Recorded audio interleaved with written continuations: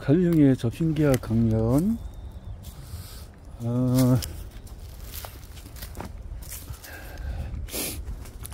그 힘들이 공통적으로 갖고 있는 것은 인력의 요소인데, 이것은 특히 중력과 응집력, 접착력, 모세관 등등등 관성에서 집중적으로 관찰됩니다.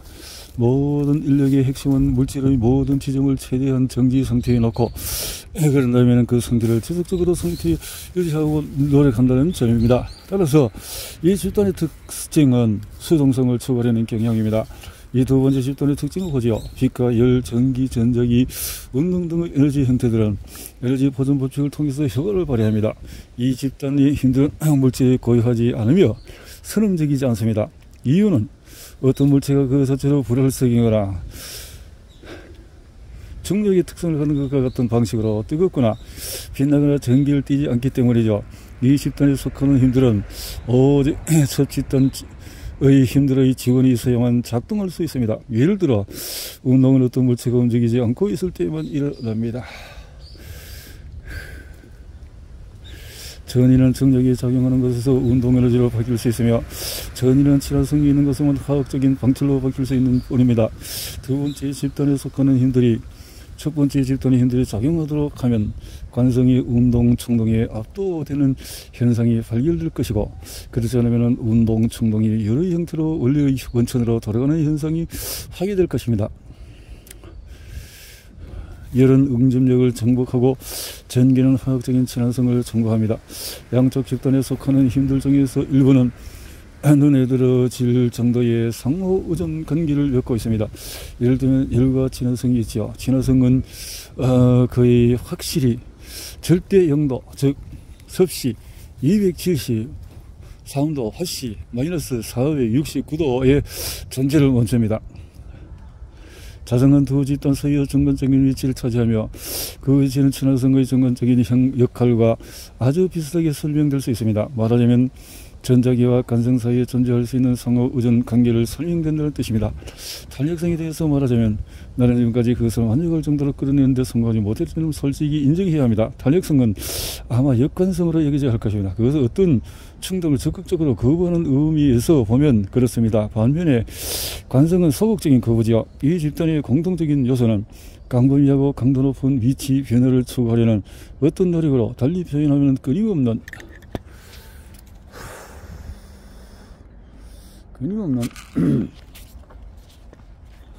활동을 추구하려는 노력으로 요소될 수 있습니다. 여기서는 이 힘들에 관한 물리적인 이론을 떠올리는 것이 유익할 것입니다. 빛과 열, 전기는 에테로 바로 설명될 수 있습니다. 에테로는 근본적인 특성 하나는 무한한 반발력, 위치 변화의 무한한 가능성을 추구하려는 노력입니다. 에드워드 폰 하르트만은 두 가지 유형의 에너지 요소들이 있다고 주장합니다. 그는 그 중에 한 집단은 영원히 서로를 격퇴하는 반면에 다른 한 집단은 영원히 인력을 행사한다고 말하면서 똑같은 주장을 펴고 있습니다. 따라서 우리는 하르트만의 결말과 기본적으로 똑같은 결말이 이렇습니다. 우리가 지극을 출발점으로 삼은 반면에 하르트만은 이론을 바탕으로 그런 결말에 닿았다는 것만 다를 뿐입니다. 첼로도 물질의 특성에 관한 숙고에서 대립적인 경향들, 그러니까 인력과 청력이 동시에 존재한다는 점을 인정하고 있습니다. 바꿔 말하면 그는 자연의 역동적인 특성들 깊은 곳에 자리 잡고 있는 이원론에 도달했지요. 물리적인 원리들에 대해서 지금까지 말한 내용을 간략히 요약하면 이렇습니다. 중력과 응집력, 접착력, 모세관 현상, 운동과 빛, 열, 전기, 근본 요소는 무한한 변화, 능동적인 힘들을 아직 부여받지 않은 어떤 세계를 그려보십시오. 그런 세계는 반드시 공간의 어둠 속에서 고요하고 경직되어 죽어 있고, 움직임도 전혀 없고 변화도 전혀 없는 그런 상태에 추한 덩어리로 내걸려 있을 것입니다. 그런 그림을 직면하게 되면 누구나 모세의 말을 떠올리게 되죠. 그리고 땅은 형태가 없고 공허했으며 토후 보후. 그리고 하나님이 말씀하시기를 빛이 있으라, 이렇게 생기지가 나거나 자비로운 빛의 따스함을 경험하기도 전에 말입니다. 자, 이런 물질을 말로 표현할 수 없는 어떤 압력으로부터 구해야 했으며, 그 일이 일어나자마자 물질이 움직이기 시작했죠. 액체가 나와서 행성들의 표면을 흘렀습니다. 기체들이 비등하며 바위와 용해된 원소들로부터 빠져나왔습니다. 여기서 우리는 가장 원초적이면서도 가장 놀라운 형태로 어떤 드립을 보고 있지 않습니까? 전체 하루 동안은 따라서 우리는 대립적인 이원론으로 찢어지는 것을 물질 세계를 일으키는 근원 원리로 본다고 말하고 있습니다. 무익한 공상들의 희생자가 되기를 원하지 않는다면 우리는 이 같은 근본적인 대립을 세상의 본질에 관한 모든 숙고의 진정한 경험적인 토대로 여겨야 합니다. 번트는 물리학의 첫 두 가지 공리에서 아주 고전적인 형태로 이 원론을 표현하고 있습니다. 첫째, 자연 속의 모든 원인들은 운동의 원인들이다. 둘째, 운동이 모든 원인은 움직여지는 밖에 존재한다. 따라서 번트도 마찬가지로 세상에서 일어나는 모든 형성의 첫 번째 원리로 어떤 정적인 요인과 운동을 유발하는 요인을 인정해야 한다고 느끼고 있습니다.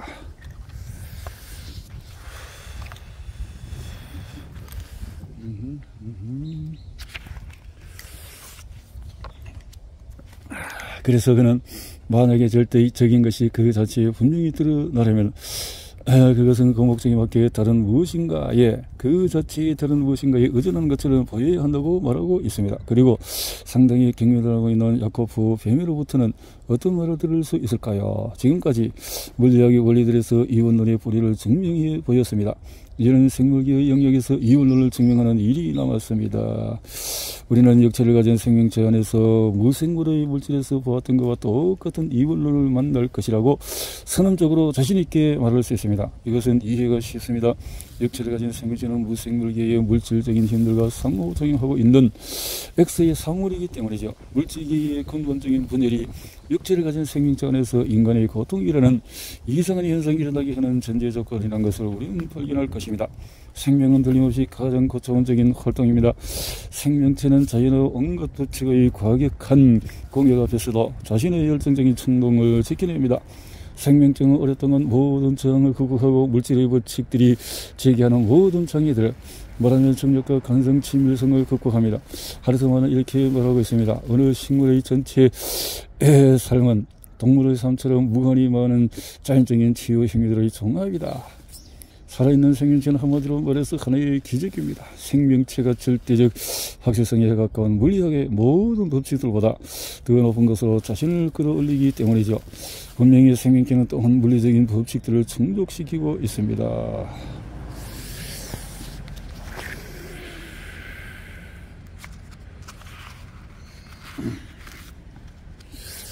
모든 의식적인 존재는 자신에 대한 외적 이미지와 내적 이미지를 갖고 있습니다. 생물학에 대한 텍스트에서 롱게는 쇼펜하우어의 이 소생을 더서 세밀하게 보고 들었습니다. 우리는 이원론을 그린 그림은 지각의 이원성인 본성에 따라 이원적일 것입니다. 우리는 먼저 생존을 위한 외적 투쟁의 이미지를 갖고 그 다음에 이 투쟁이 어떤 정신적인 분열의 형태로 내적으로 반영되는 것을 경험하게 됩니다. 너희의 가슴에는 두 개의 영혼이 살고 있어 각 영혼은 서로로부터 떨어지기를 갈망하고 있어 한 영혼은 사랑의 거친 캐로에 빠져 온 힘을 다해 땅에 집착하고 있어 다른 한 영혼은 희천한 고보로부터 유별나게 스스로를 높이고 있어 고귀한 조상들의 영역으로 들어가기 위해서. 그래서 독일어 학자 카페인과 아트로핀을 발견한 유명한 게트 파스트에서 인간의 내적 이원론은 무생명계의 이원론의 직접적인 연장입니다. 생명은 우리가 아는 가장 높은 활동이며 따라서 그보다 더 활동적인 모든 것은 생명의 길을 가로막으려 시도할 것입니다. 전체 외부 환경은 생명체의 자유로운 작동을 방해할 정도로 장애로 작용할 수 있습니다. 환경과의 관계는 모두 장애에 해당합니다. 우리의 환경이 물질적이고 최대한의 정기를 성취하려고 애쓰고 있다는 점에서 보면 그렇습니다. 내적인 세계와의 모든 관계는 최대한의 활동을 지향하는 한 그 사람의 삶을 지지하게 되죠. 모든 활동이 보다 자유롭게 펼쳐지고 그 활동이 방해가 되는 수동성으로부터 멀리 떨어지게 된다는 점에서 보면 그렇습니다. 인간성 본능은 선언적으로 우리를 온갖 외면으로부터 초월적인 원인들의 내성적으로 이끕니다. 따라서 그 본능은 우리가 우리의 고유하고 근본적인 본성과 관련해서 수동성을 원리하고 능동성을 가까이 하도록 만들지요.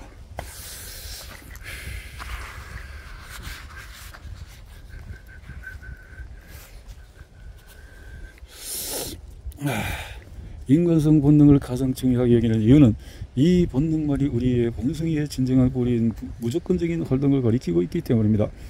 자연을 놓고 깊이 생각해 보면 인간성 본능을 무조건적으로 확신하게 만들 자료가 풍성하게 확인됩니다. 여기서 우리는 또한 인간성 욕구를 충족시킴으로써 획득할 수 있는 가장 위대한 행복의 원천이 주관적인 것처럼 비치는 객관적인 이유를 보고 있습니다. 어떤 사람도 자신과 같은 불의의 타인들을 발견할 때까지 좋은 기분과 행복을 느끼지 못합니다. 우리가 자신의 존재의 불의에 더 가까이 다가설수록 우리 행복은 더욱 순수해지고 더욱 영속적이게 됩니다. 인간성 범죄의 목적론적인 요소를 증명하고 이원론적인 조사가 윤리적으로 정당한 점을 보여주었으니 이제는 인간성 본능을 확인하는 데 따른 결과들을 간략히 묘사하는 일이 남았습니다. 첫 번째 결과들 중 하나가 인간 관심사들의 세속화를 거부하는 것이 될 것입니다. 말하자면 우리의 인간적인 본성의 결정과 관련해서 우리와 물질적인 것들의 관계가 한목적적이지 않다는 것을 인식하게 되는 결과 모든 관심의 초점이 물질적인 것에서부터 초월적인 세계로 이동하게 될 것이라는 뜻입니다. 우리는 물질적인 존재를 추구하려는 의지를 우리의 본성에 고유한 활동의 발달에 부적절한 것으로 여겨서 거부할 것입니다. 한편 우리는 어떤 개인과 그 외의 모든 것들 사이의 가장 근본적인 상이점이라는 의미에서 인격을 추구하려는 의지를 그리고 개성을 추구하려는 의지를 긍정할 것입니다. 이유는 가장 근본적인 다양화가 우리의 본성의 고유한 활동과 일치하고 따라서 다양성을 소유하려는 의지가 한목적이기 때문이죠. 의지를 가장 확실히 가장 완전하게 부정하려는 것으로서 자살을 정당화하는 것은 절대로 옳지 않습니다. 왜냐하면 상반된 것의 존재 없이는 어떤 다양성도 발달할 수 없는 까닭에 이원성에서 비롯되는 고통은 분화된 인격의 발달에 절대적으로 필요하기 때문입니다. 쇼펜하우어도 복잡한 개별을 통해 그런 식의 정당화의 오류를 지적하려고 시도했죠. 이원론적인 세계관의 기본적인 방향, 즉 내재적인 영실주의는 우리의 행동과 동료 인간들의 행동이 인간의 형이상학적인 목표와 관련해서 대부분 한목적이지 않다는 것을 그리고 현상세계의 현재 성격에 대해서 말하자면 쇼펜하우어가 말하는 듯이 고통에 지나지 않는다는 것을 슬프지만 진정으로 인식한 데 다른 것입니다. 모든 진정한 철학, 모든 진정한 종교는 세상을 보는 유일하게 정확한 관점으로 염세주의라는 세속적인 옷을 걸치고 있습니다. 자신의 물을 자각하고 있는 인간에게 적합한 관점이죠. 훌륭한 평판을 누리고 있는 일부 인간들이 의뢰 자신은 낙천주의자라고 크게 주장하면서 모든 염세주의 이를 건강하지 않다는 식으로 폄하하는 것은 낙천주의의 진정한 본질에 대해서 제대로 생각하지 않고 쇼펜하우어의 책들을 깊이 파고들지 않은 결과입니다. 그들은 심지어 분수도 모르고 바이런 경의 염세주의가 기형인 그의 발 때문이라거나 쇼펜하우어의 염세주의가 그가 베네치아에서 걸린 매독 때문이라고 말하기까지 합니다. 쇼펜하우어에 그래서 다음과 같은 단락을 발견했을 텐데도 말입니다. 만약에 어떤 사람이 민간병원과 군사병원 수술실, 감옥, 고문실, 노예막사, 전쟁터, 처형장을 경험하고도 변함이 없이 확고한 낙천주의로 넘을 수 있다면 그 사람에게 비참히 호기심의 냉혹한 눈길을 피해 뒷걸음치고 있는 우울한 거주지들을 보여주고 마지막으로 우월리노가 굶어 죽는 현장을 보여주도록 하라. 그러면 그 사람도 틀림없이 그 사람도 상상가능한 세계들 중에서 최고의 세계만을 보고 있는 낙천주의의 본질을 인식하게 될 것이다. 쇼펜하우어는 다른 곳에서 이렇게 쓰고 있습니다. 머리에 든 것이라고는 말밖에 없는 사람들이 아무 생각 없이 쓰는 표현이 아니라면 나에게 낙천주의는 터무니없어 보일 뿐만 아니라 불경스럽기 짝이 없는 사고방식이며 표현할 수 없는 인간의 고통에 대한 경멸처럼 보인다. 그래야 쇼펜하우어는 낙천주의자들을 멀끔히 처분합니다. 낙천주의의 삶의 기쁨은 언제나 상당한 정도의 어리석음과 뛰어놀 수 없는 것으로 여겨져 왔습니다.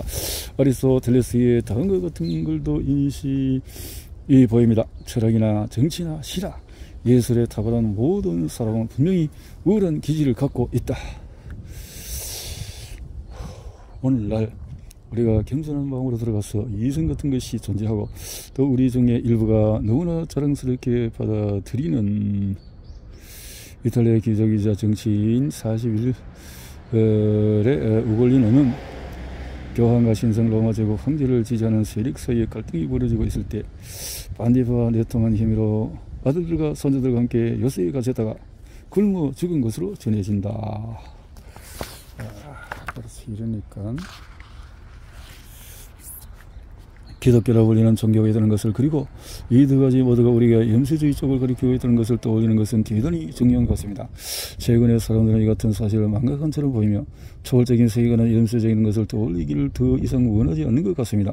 그들은 형이상학을 추방해 버렸으며 그들은 멍청하게도 형이상학이 없는 윤리학에 대해서 멋진 말을 많이 하고 있습니다. 당연히 그런 윤리학은 우둔하기 짝이 없는 낙천주의를 낳게 되어 있죠.